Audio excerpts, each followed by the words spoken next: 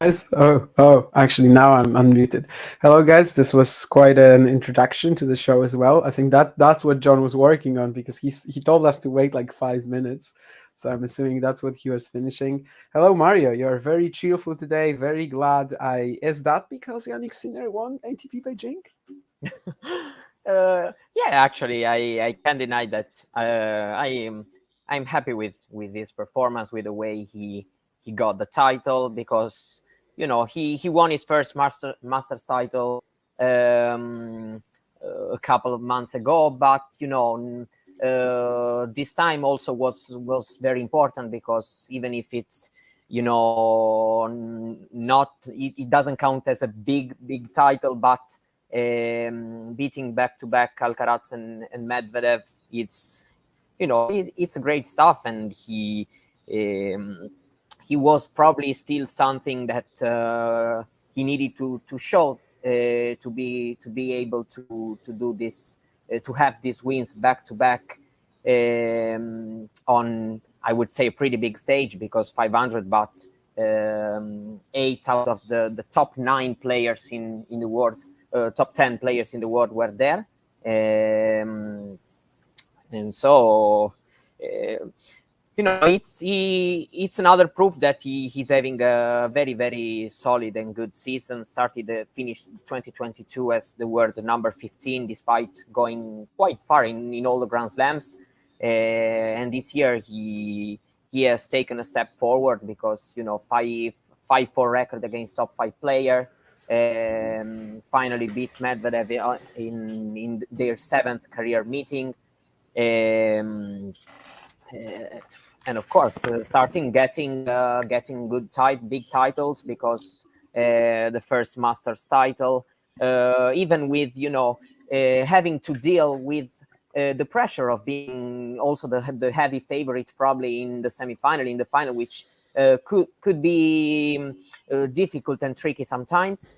And now, let's say, completing that Masters title with this other one, in which he had also to beat top contenders for it. So very, very well done. Is this bigger in your eyes than winning Toronto? Is this bigger than making the semis at Wimbledon? The fact that he beat, basically, I'm asking about the fact that he beat Medvedev, Alcaraz back to back. If for bigger we mean more important for him, probably yes, because I mean, of course, still getting to that Masters title finally could have been important, because also the pressure of finally having one in his cabinet, since he was already into finals, and so he could have felt the pressure, and so that was important mainly for that reason. While this one, very, very important, because beating top rivals back to back, it's something good, because he finally proved to we all knew all his talent, his abilities, the way he was able to put on great matches,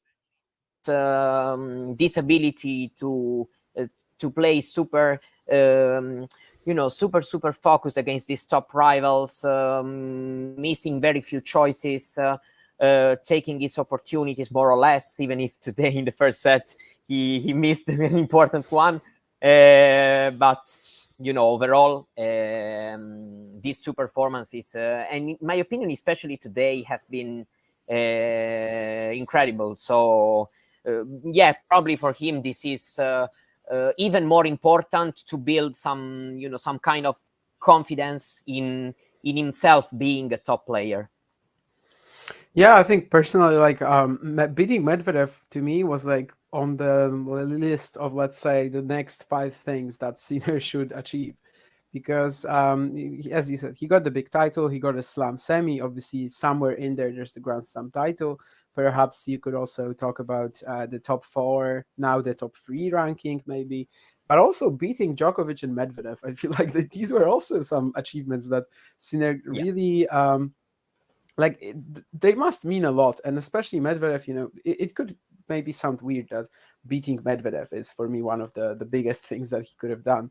But basically, when you're 0-6 against someone, when you lost 2 finals against someone in 2023, and I think Sinner, other than these 2, he basically never loses a final at the ATP level. I Yeah, think only he's only Hurkacz. lost like one Hurkacz more, in yeah, Miami. to Hurkacz in Miami. So basically only has 3 lost finals, and 2 of them this year to this guy, the guy who also has a 6-0 record against him. That becomes really important, I think, mentally, definitely. Yeah. And yeah, I think especially maybe today he was even more impressive with that. You couldn't really see that Medvedev has this huge matchup edge. I mean, maybe when they were trading just blows down the middle, maybe it was fine. But Sinner really used some of the parts of his game that aren't really his strengths. He turned them into ones today. Like, he was still playing at the net a lot. I don't think he looked comfortable at all. I mean, I think he looked so awkward on many occasions. Missed some put away volleys, missed the smash that you were referring to, but also just in general, I think he served exceptionally well. His spot serving was good enough, especially when out wide, when he was trying to serve in volley, that he didn't really get many tough volleys from Medvedev. Like, really, most of the time he was able to just put it away and like had very large margin of error there.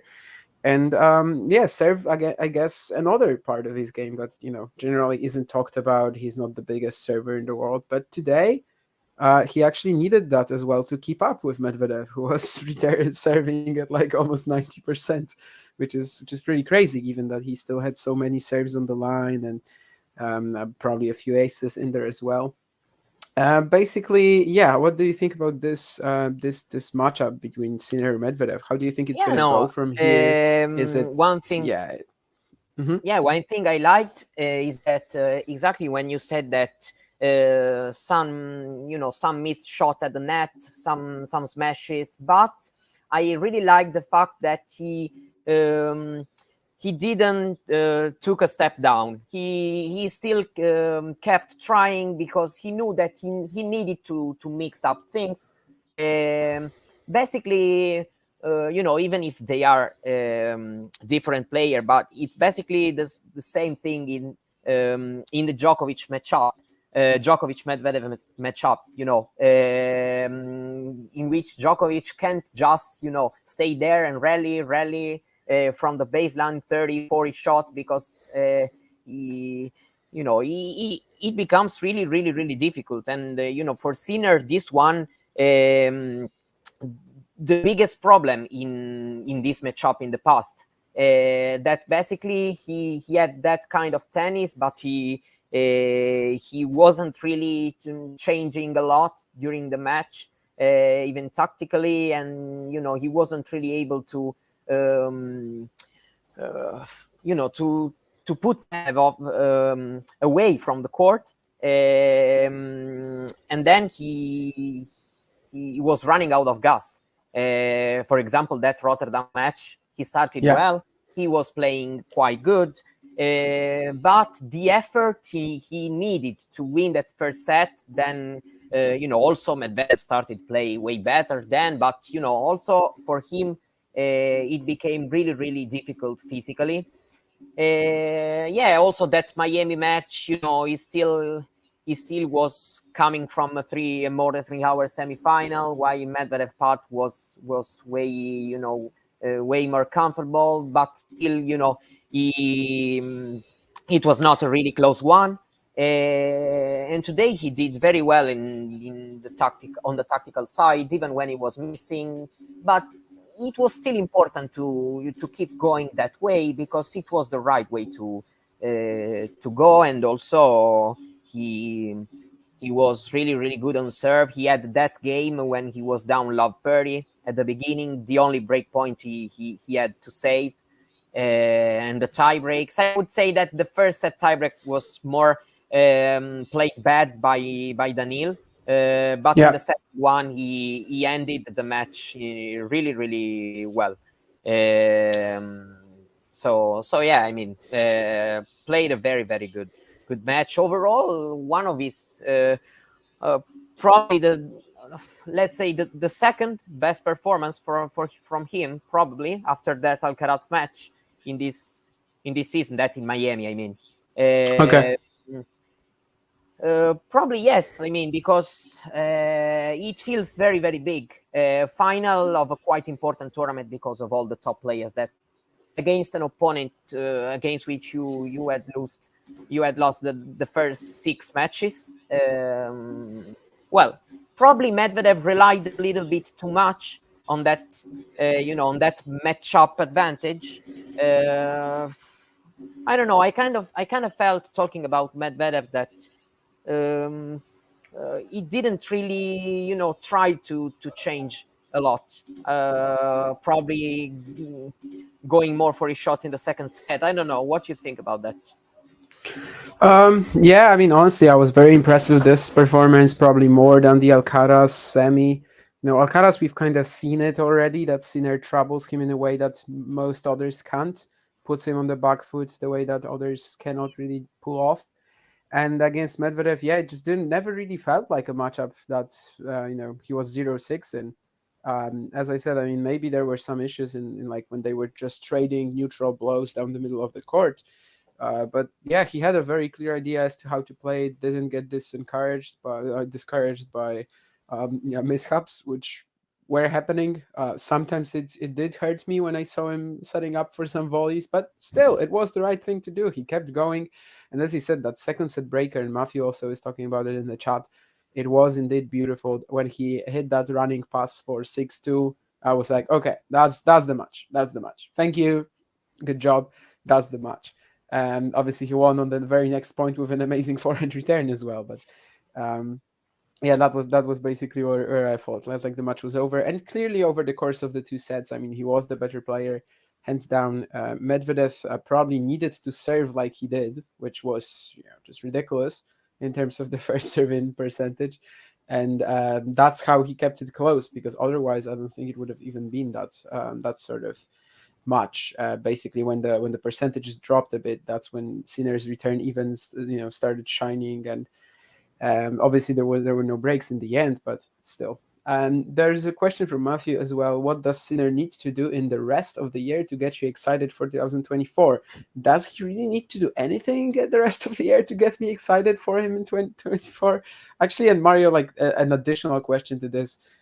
What sort of achievements do you expect from Sinner, in 2024 now? Do you think this is a year where he becomes a Grand Slam contender, or? Oh my God, it's a difficult question. For the rest of the year, I would say that judging his season so far, it could still be enough, even considering if you make a comparison to the last season, can still be quite enough what he did. But still, I think that probably Turin can be a good goal. Try to maybe reach the semi-final, getting over the group can be a goal for to end the year well, and still getting solid results in the 2 masters left. Maybe if he has to play Djokovic again, can be a goal. Try to beat Djokovic too. Who knows? Which can still be important. Talking about next year, well, I think that one of the strengths Sinner has shown is that he rarely loses matches that he has to win in terms of ranking, playing guys outside the top 10, for example. So it's really solid from that point of view. So he's also one of the guys that you can feel that he can, use a chance if the draw opens up also. Probably I would say that, best of 3, probably right now I'm quite confident that he is almost there. Best of 5, I still don't know. I still probably think that it depends if he will be even more ready physically, to recover and to play, back-to-back five-setter, for example, against, let's say, Zverev and Alcaraz, or I don't know. But overall, the tennis level is quite there. Well, I would say that this year he reached his first Grand Slam semifinal. Probably reaching a final can be a good goal for next year. Don't know if I'm talking too big, but if you have to set a goal, I think this is the goal he has to set, given that the first semi has already come. Yeah, I think so too. Like a slam final is a very nice goal. I think winning one, we'll see. Maybe it happens, but like making a slam final or maybe at least appearing at the semifinal stage a couple of times, that would be quite realistic. And yeah, regarding Matthew's question, I don't really think I need anything else from Alcaraz to get excited for 2024. Alcaraz, Jesus, Sinner for 2024.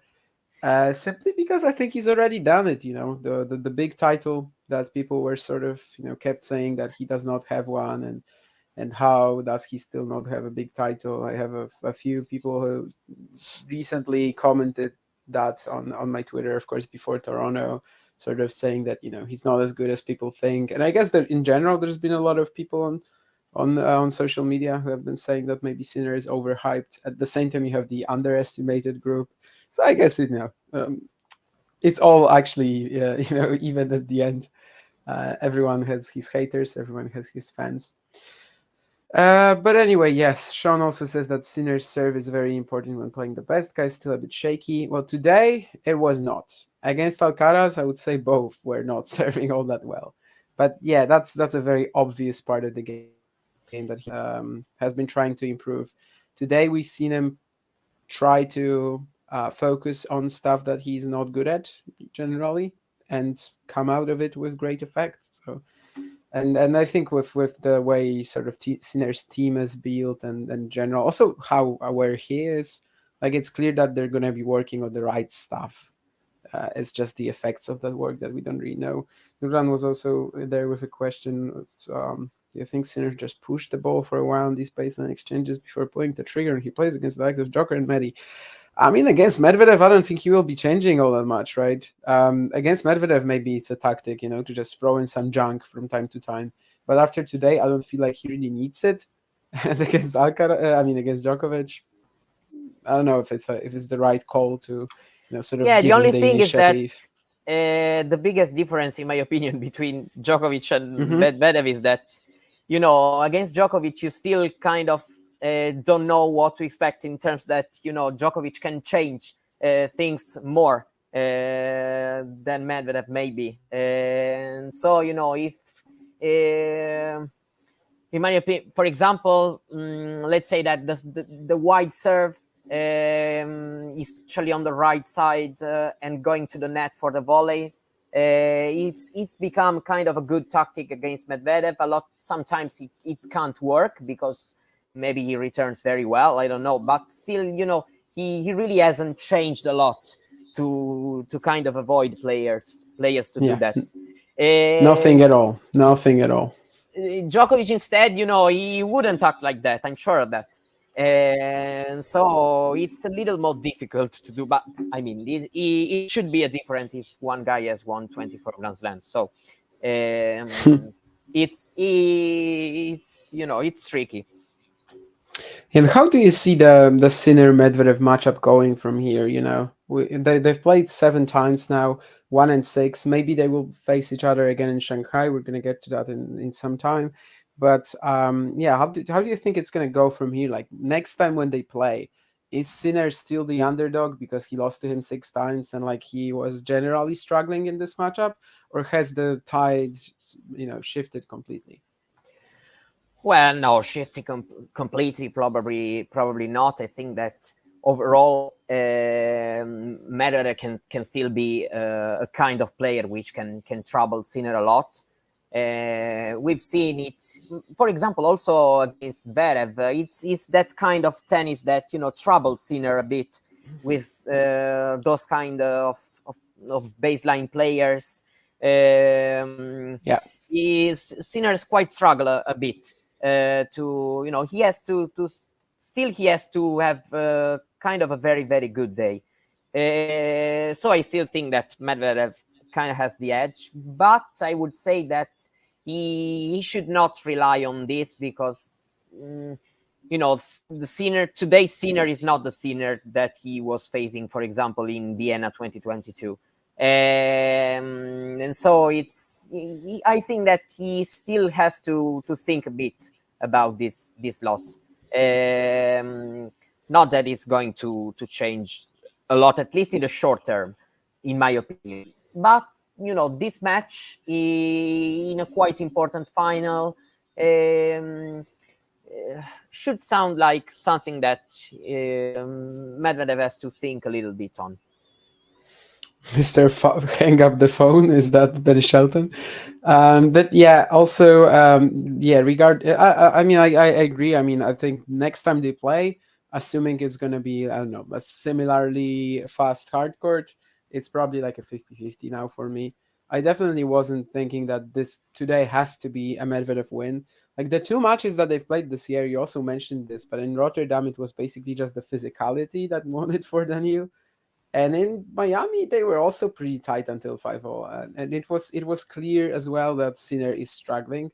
He had a day of rest after the Alcaraz semi, right? But still, he was struggling from the get-go with his energy, and he tried to play a lot of drop shots. Which, that night, Yeah. But I know, but still, it was like a day and a half or something. And it was clear it's affecting him anyway. That's basically the point that I'm making. That even though he had a day of rest, it was affecting him. And the drop shots that he played, I mean, today he picked his moments a lot better. I don't think he actually played most of them all that much better. Played twice the drop shot and lost the point twice. Today, no. I mean, he won some points of the drop shot as well. Yes, he won a point. It was this very long rally. Yeah, you're right. He played. He gets lobbed, and then he finishes it off. First point of the tiebreak, maybe second set. I'm not. Yeah. Medvedev went the other way. Yes, I mean Medvedev didn't really move, I guess, even. I didn't got that one. Yeah, you're right. But yeah, otherwise there was this one very good drop shot where he lost the point on the backhand sort of sliding pass, right?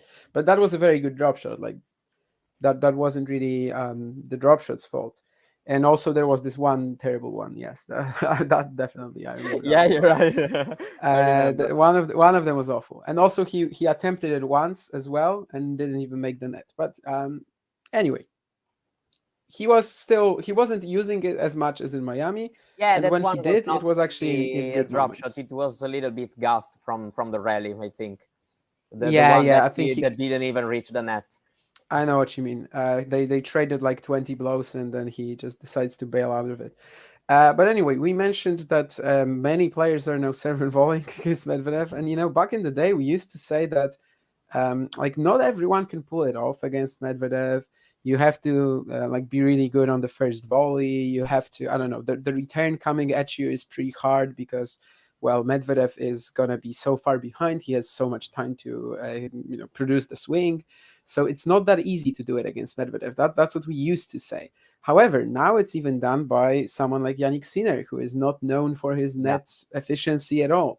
So where's really the line in terms of who can do it against Medvedev and who cannot? And also, are we just going to see millions of players trying to pull it off against Medvedev now?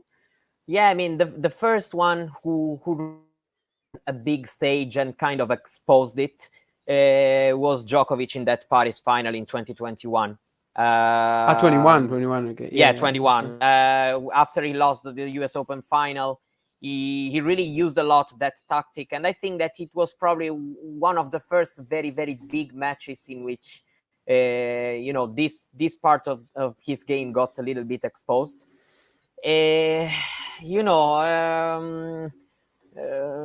Medvedev is still super good, so he still wins a lot of matches, and probably doesn't really feel the need to change a lot. Let's say, for example, in Wimbledon, he was changing the return position quite a few against Alcaraz and didn't work. And Yeah. while US Open, for example, it worked quite well by standing far away all the time. You think that, and I think too, that he needs to change something a little bit, probably try to avoid that.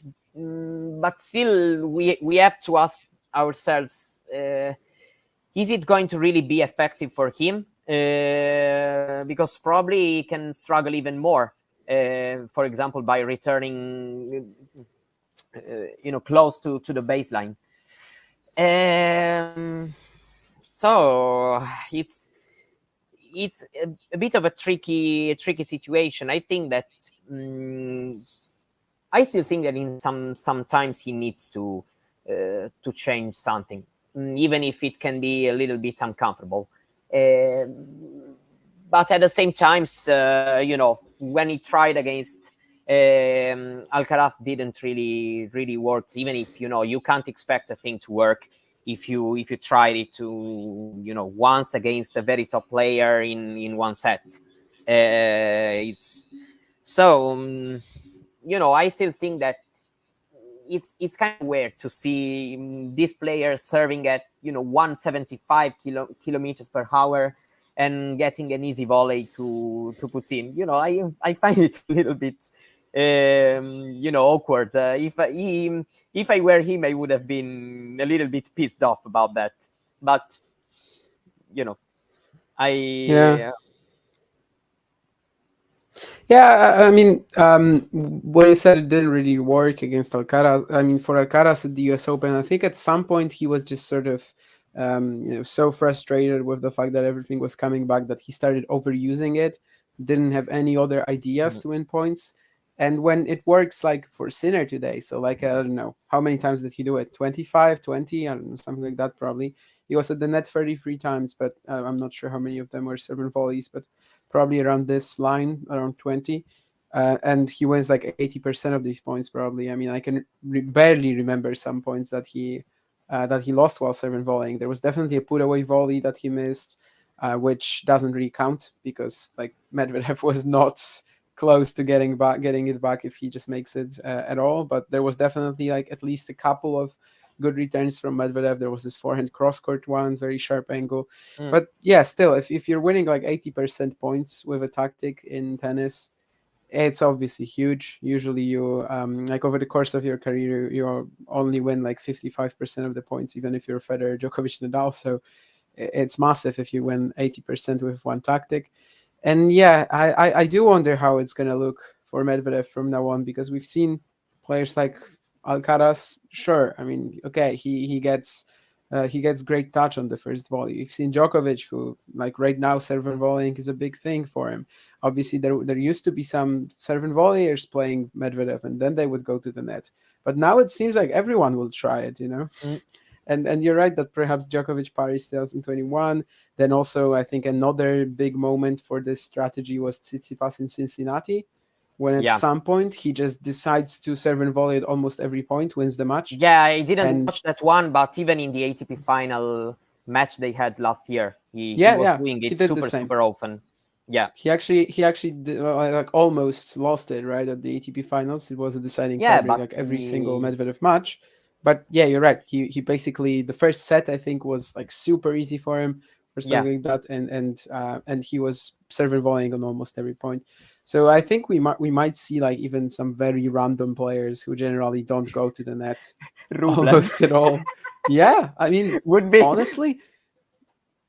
Yeah, next time Andrei Rublev plays Daniel Medvedev, Sinner did it, and people often compare Sinner to Rublev, which in a way I think is definitely right, that Sinner is a bit of a Rublev 2.0, and yeah, somehow it works. So and you're right that when he tried to move upwards against Alcaraz at Wimbledon, he just wasn't getting the ball back in play. So there is a fine line between staying with what you're comfortable with and adjusting.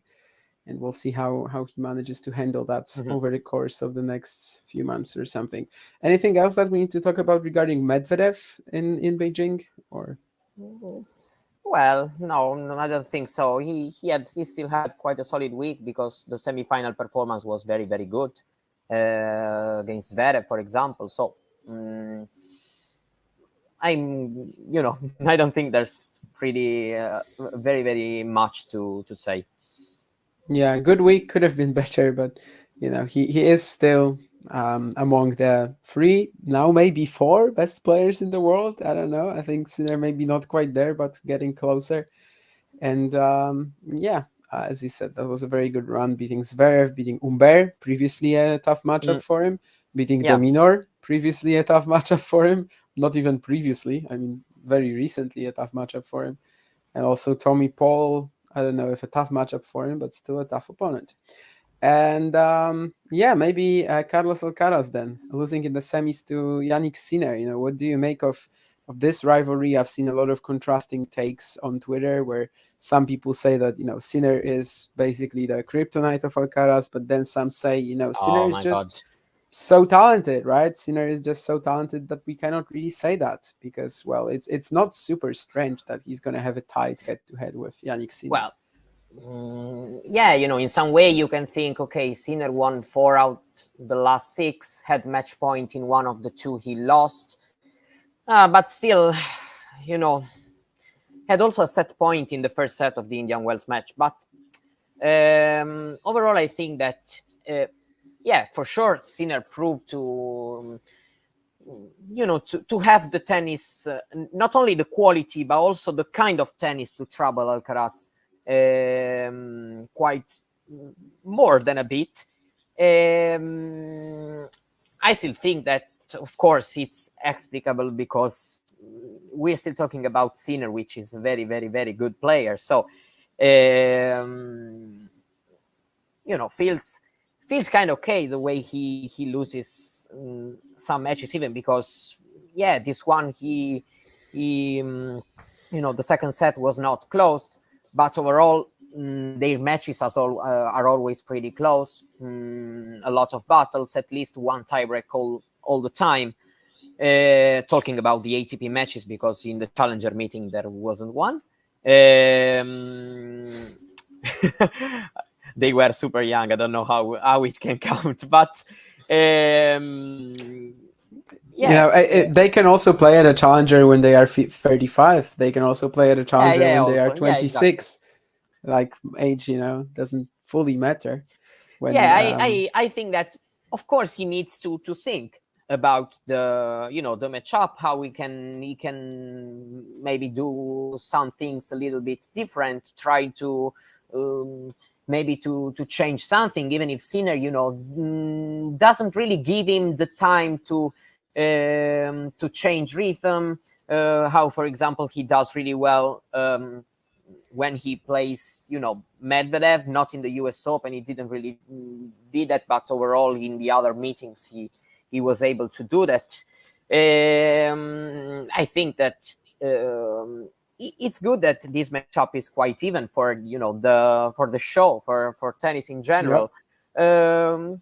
He needs to to work on it in terms of trying to find solutions to put on some new things on the table. But overall, I think that it's still a little bit early to to say that there is a lot to worry about in this matchup. I mean, he also wins some very important matches: the US Open quarterfinal, the Indian Wells semi. So I won't be that dramatic judging that. Probably people went a little bit like that because of that second set, the way the match slipped away a little bit easy this time after the tiebreak, and even the tiebreak himself. But overall, I would say that even if he probably needs to bring something new on the table in this matchup, but still I think that he is too hard worker, talented, and he has all the things needed to change things a little bit in the future. So I think that it's still okay. He had a great season. We can leave him alone. I would say. Yeah, I mean, absolutely. And I did think that he was gonna start extending his lead over Sinner in the head-to-head pretty soon. He didn't do that this year at all. If he lost that U.S. Open one from match point up, then we would have been talking of like actually a very poor streak against Yannick. But because he got that one and got the slam in the end, that's of course all fine. I do think that it always kind of surprises me when I watch their matches that Sinner can so easily put Alcaraz on the back foot, and that's just to Sinner's credit, really, nothing else. Definitely, there are some liabilities in how Alcaraz covers his forehand side, especially in defense, because of course it's not his athleticism, of course it's not his speed. It's just that he's not able to absorb these huge blows from Sinner, which kind of come out of nowhere, and they can come on like every single shot. He has this very like light physical build, but yet accelerates through the ball so well.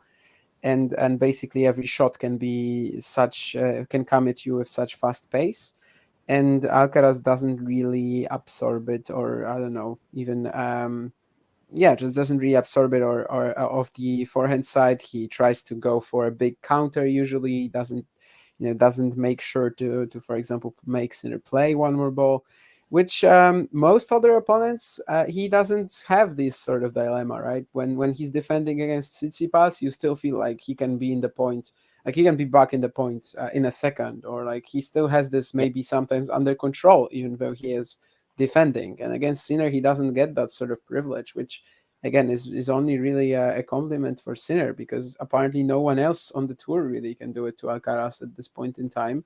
Well, maybe there's been a few opponents this year, like Struff, Maroshan, who really pushed him or beat him playing this sort of tennis. Yeah. However, for them, it's so much less repeatable, and you only really need to look at the rankings to know it, right?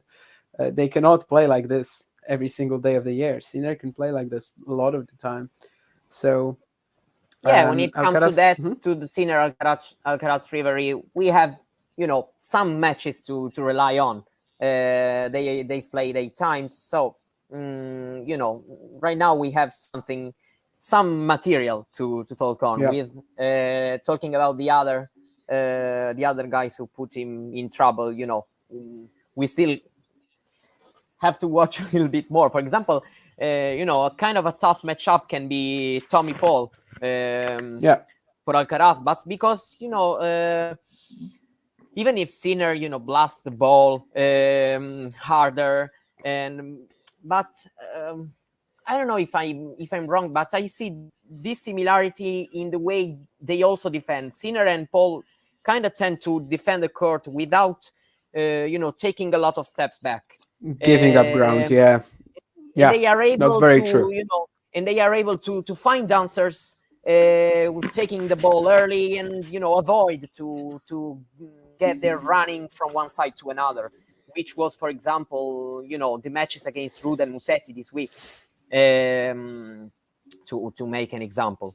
This can be kind of a similarity between these two kind of uncomfortable matchups he has had. I mean, I definitely agree, especially when it comes to Tommy Paul. That's for me, that's the main thing that's been causing Alcaraz trouble. Yeah, that when he's defending against him, when he's counter punching, he's doing it like inside the baseline, or basically, just not giving up any ground, not letting Alcaraz push him behind the court. I definitely agree with that, and there is a similarity in how Sinner defends for sure. Anything? Actually, Mario, I heard you had a very good prediction week on TNNS. So one mistake that I hear that you made was picking Zverev to beat Medvedev. So let's talk about Alexander Zverev and why didn't it work out for him over Daniil? Yeah, I mean, first of all, Medvedev's performance was great in the semifinal, and also with the serve. He was struggling, for example, against Humbert. Against Zverev, the service worked incredibly well. He's kind of been untouchable.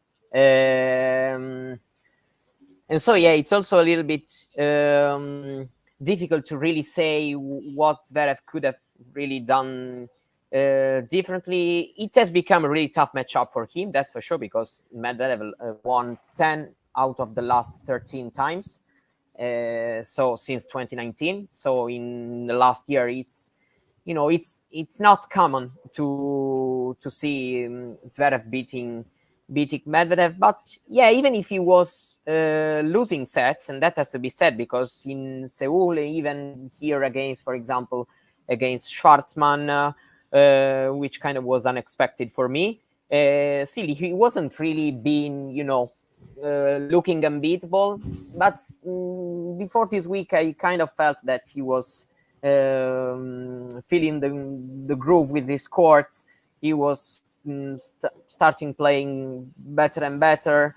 I thought that from the backhand side, it could have been that kind of solidity to try to make things super difficult for Daniil.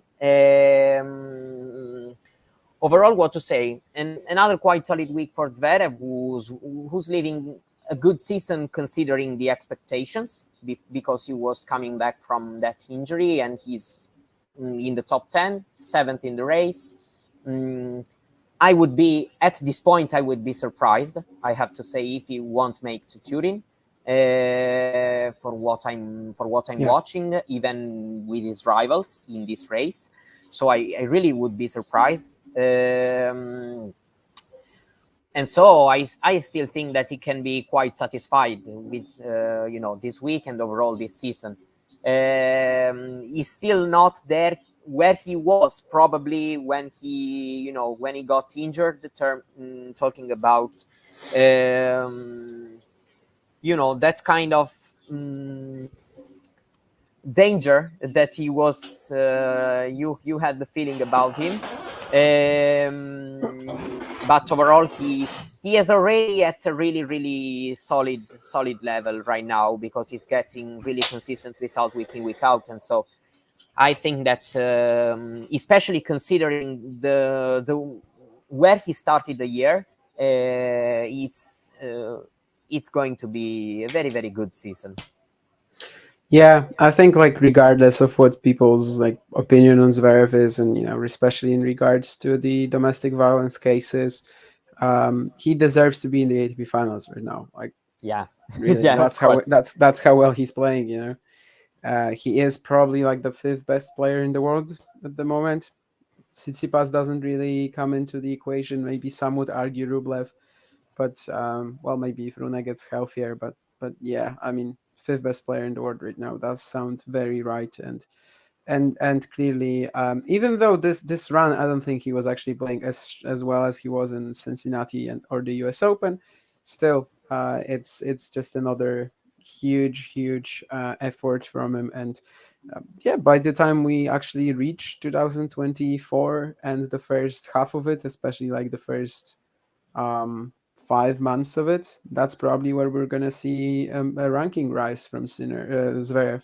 Yeah, I mean, I that's think, right. yeah, not much to defend. He's gonna have a good shot to like get back into the top four, and maybe more. Who knows? I mean, it all really depends at with his slam performances probably, and how he performs in Australia, or the French. He is actually defending semi-final points, of course, but Australia especially, you have a lot to gain if he can keep playing like this. Gonna face Ravan Safiullin again in Shanghai, and we'll see if three weeks in a row it's possible for Zverev. Yeah, with that, I mean, maybe we could just talk about Shanghai for the next 15 minutes or so. We obviously have all the top players participating outside of Novak Djokovic, whom we're not going to see on the court. Yeah, I don't know if you want to say Paris. something about Astana. Shout out to Manarino, because he's having a great season, second title this year. He was down in that final 6-4-3-1 against Korda, and he did really well to turn things around. And he's using his opportunity really well, playing great tennis, consistent results, even because not only these two titles, but even in a lot of tournaments, he went quite far, even getting some slam wins. Amazing season. I don't know what to say more, because he's also, for me, he's also an very entertaining player to watch. I think not only for me, because he has his own style, but he usually is usually able to, to put on some tricky shot, great things somehow somewhere in the match. It's always nice to watch him play well. Yeah, and then I actually totally forgot about Astana because, well, it's not in the title and it finished yesterday. So because of the mess with the Yeah. scheduling, it doesn't feel like the same week. But you're very right. And yeah, Manarino getting the sort of new heights at 35 is really impressive. I think this is his best season. Maybe it Yeah, I hasn't think had so. the yeah, maybe it hasn't had like the best slam runs or something. He actually still hasn't made a slam quarter, but getting two titles, basically, he's now the favorite to again finish as the French number one. He might break the top 20 with a good run in Shanghai. That would be quite Yeah, an why not? achievement as well at this stage of his career. And yeah, I love the unique nature of his play style and sort of just how smart he out maneuvers, I guess, his younger opposition, including Sebastian Korda, including Sebastian Ofner, and the other opponents he beat on the way to the final in Astana. And also Yeah, Hamad Korda Medvedovic with the semis, right? yeah, Medvedev, yeah, did really really well. The serving great, didn't get broken all the week. Yeah. And that match against Korda was, yeah, really really tough battle, which I think great, but Awful to tie even breaks. Awful to tie breaks, though. yeah, I mean, yeah, the two tiebreaks, But yes. he's getting there. And by the way, is this a name that you're mentioning sometimes on the Novak podcast or not? Because of the connection between them. Well, There hasn't been an opportunity. he was playing the semi when we were recording. Okay. Yeah, we mentioned it quite Oh, a few okay. times. Even that, we are recording for first. Not It's not always a live stream. So even Mm-hmm. sometimes if we get some. But yeah, we will also talk more. Who knows if we can have someone related to him someday on the show. Maybe Um Hamad himself. I why I, I not? did I did chat to him a couple of Why not? times Yes. in Kozerki and Sekeš Hervar, and definitely could recommend him. Was very nice, and you can think that watching his matches, you can think that he might be an asshole, but he's actually Yeah. not at all. So that's good. Off the court, he um, was super nice. does Korda have kind of a final problem? Probably getting a little bit tight when he's close the finish line. I don't know. 1-5 his record, even if went close, really close to that second title, because he had match point against Djokovic, playing really well in Adelaide. Here was close to again to that title because he was up in the score 6-4, 3-1. I don't know. What do you think? 6-4-3-1. He definitely did not play well over the course of the next 5 games. I think perhaps part of it was also the fatigue of the long week. There Mm, was a big difference in the amount of playtime that he and Manarino got. yeah. Also, he was coming off Zhuhai, which was a bit of a trip, and also the semis there. And yeah, just really long matches in Astana. So I did sort of think that if it comes to a deciding set, probably Manarino is going to win. But obviously, when Korda was 6-4-3-1 up, he could have played the next few games better. I don't know. Let's say maybe he still loses the second set, but loses in a tiebreak or something. And you can see that he's getting really tired, and that's fine. But I think there was a mental sort of aspect involved. But does he have a final problem? He played an excellent match against Djokovic at the Yeah, beginning yeah, of the you're right. year. Did he have any other finals this year? I don't think so. No, and a couple of final last year, but to be honest, he was the underdog because he played To once against Auger Felix and Aliassime in that streak he had indoor Auger last year, and yeah, Rublev in Felix and the Gihon. other. Oh, Rublev in Rublev. Yeah, Gihon. yeah. So it kind of was the underdog in those two finals. Yeah, and he also had won a few earlier. Like what was the final that he Parma? He Parma he won against Cecchinato and lost against Turkac in 2021 in Delray Beach. Del Rey, but he was injured, and like of course it was Yeah. also Hurkacz, but I remember he was injured something with his thigh or something like that. That was like the easiest possible route to an Yeah, ATP title that so Hurkacz could have had. not really. So Yeah, it's I a bit wouldn't say early to so. say that. Yeah. I think so. Yeah, like one or two more maybe, and then we can talk about it. He could have a slam Yeah, problem even though, right?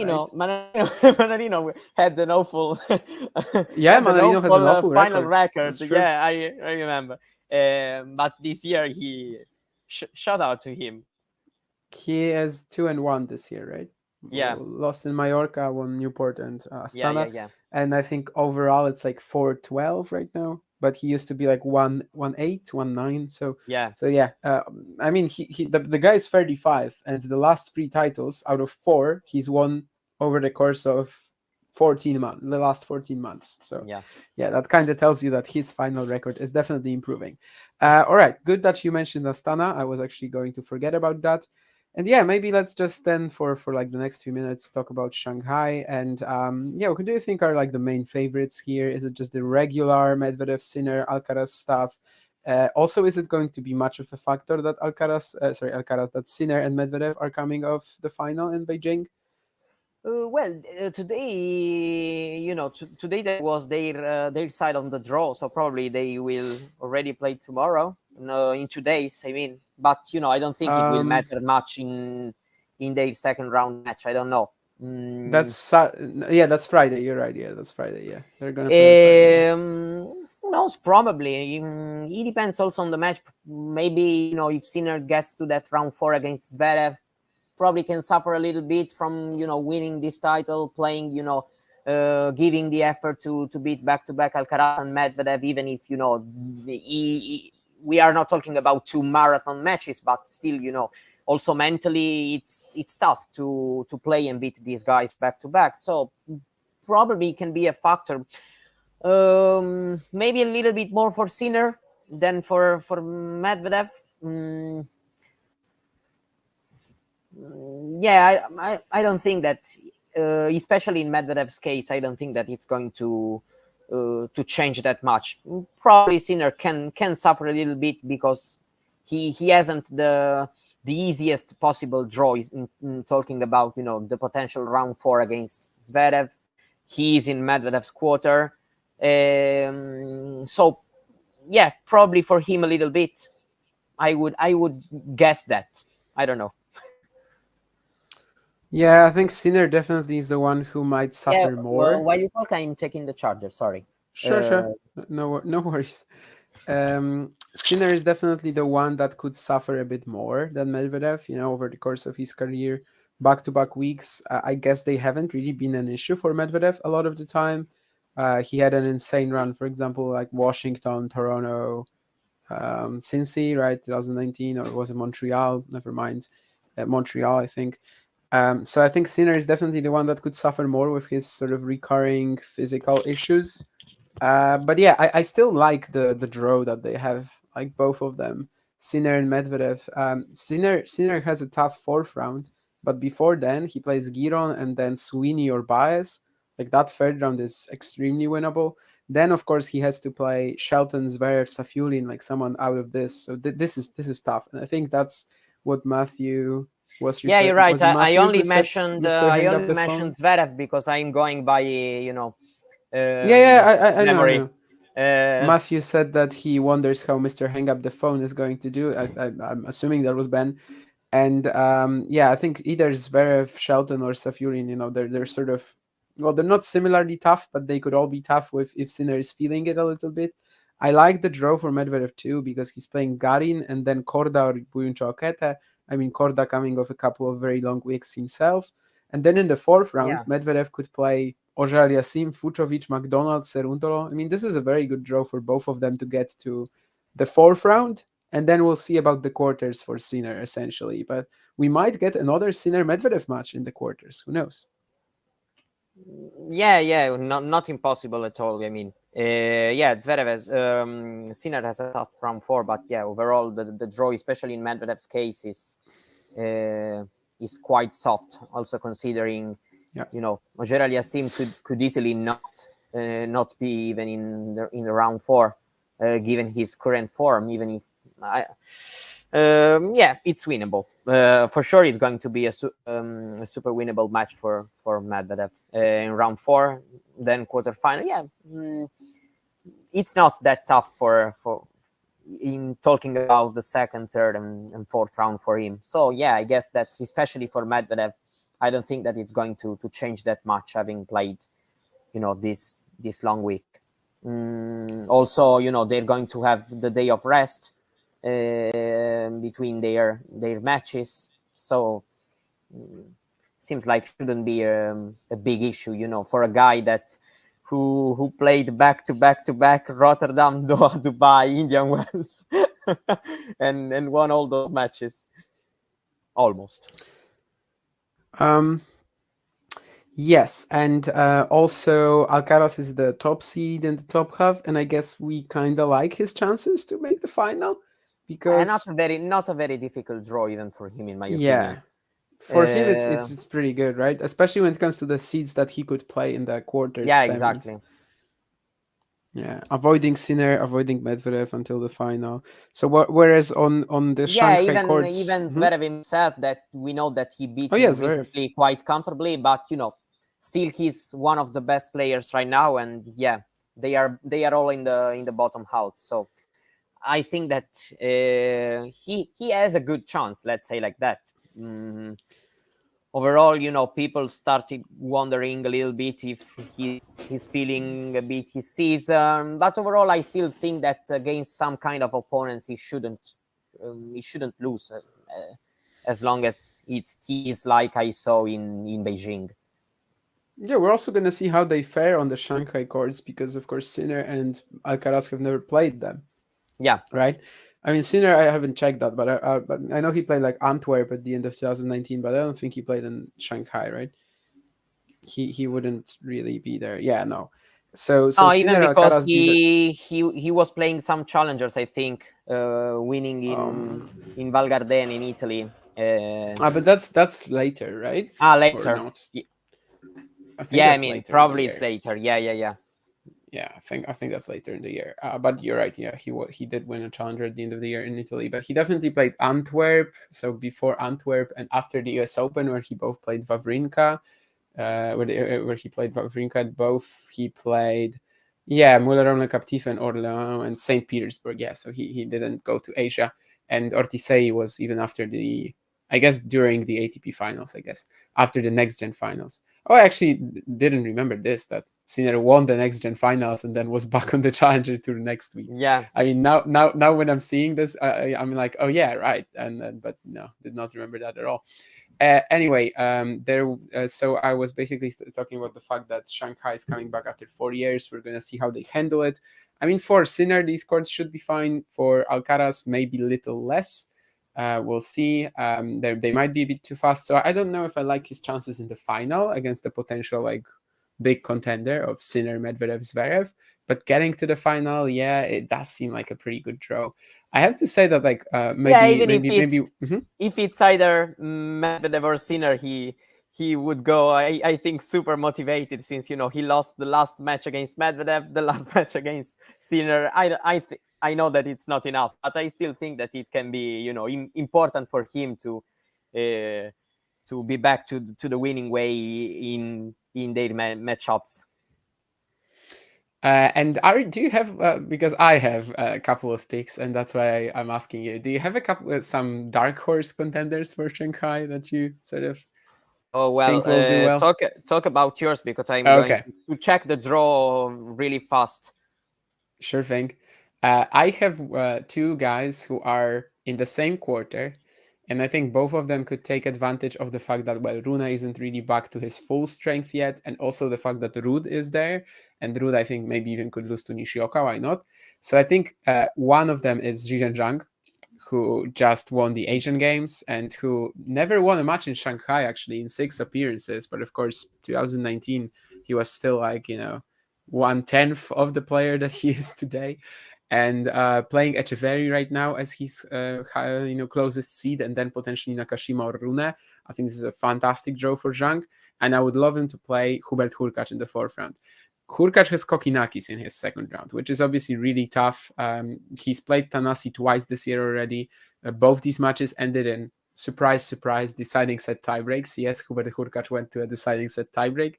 In Miami, he even saved 5 match points against Kokinakis. In Cincinnati, it wasn't quite as eventful. But basically, if he pushes through Kokinakis, I really like his chances against Musetti and then potentially Rune Echeverry. But I don't know if against Zhang. I would love to see a match between Hurkacz and Zhang in the fourth round, and then I would actually back the winner of that to go to the semis as well.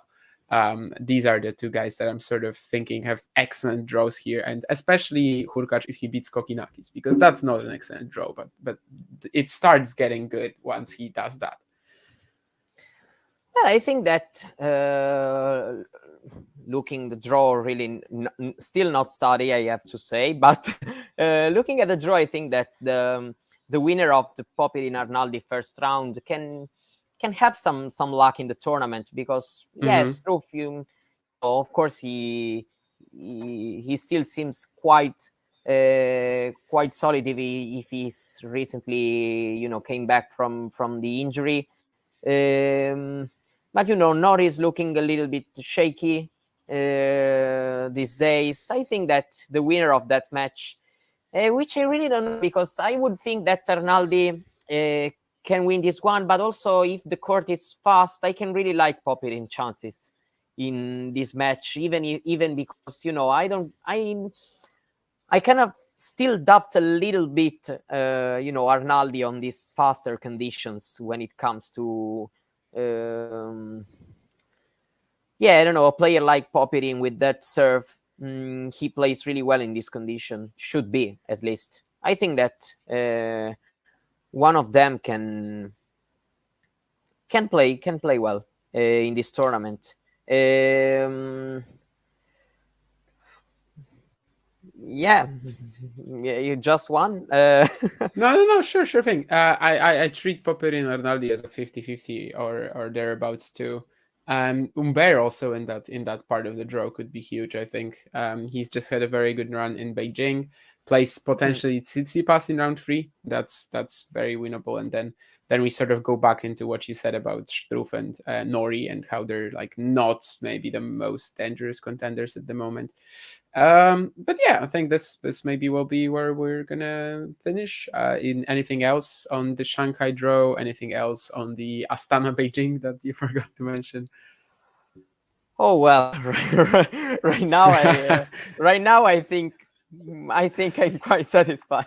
Yeah, Maybe I'm in 10 satisfied minutes, too. in 10 minutes I will be, oh my god, but right now I think I am okay. At least you reminded me of Astana, and we chatted about Manarino, Korda, Medvedev. That's good. Honestly, I mean, I'm fine with ending it here too. My brain is a bit fried. I did the commentary today for Sinner Medvedev. Then I recorded the Iga Carlos tennis show with Vansh, and now I'm also doing this. So I've basically been talking about tennis for like 4 hours today, and I think that's probably enough. I have to relax. There's a big darts tournament right now, so I probably watch it until the end. Just not put on some tennis, even even some challengers. No, just relax until Shanghai. That's what I'm gonna do. Yeah, I think I'm done with tennis for today, honestly. Yeah. I totally get that. And yeah, that's gonna be it, as I said. So thank you, Mario. Thank you to all the guys in the chat, Sean, Matthew, Nurlan. Thank you to John for starting us out. I have a very important job to do at the end. I don't know if I will tell you what that is. Probably not, because it's like top secret of talking tennis. But Mario knows. And should I do that, Mario? Go. So I'll just do the very tough task that John has given me.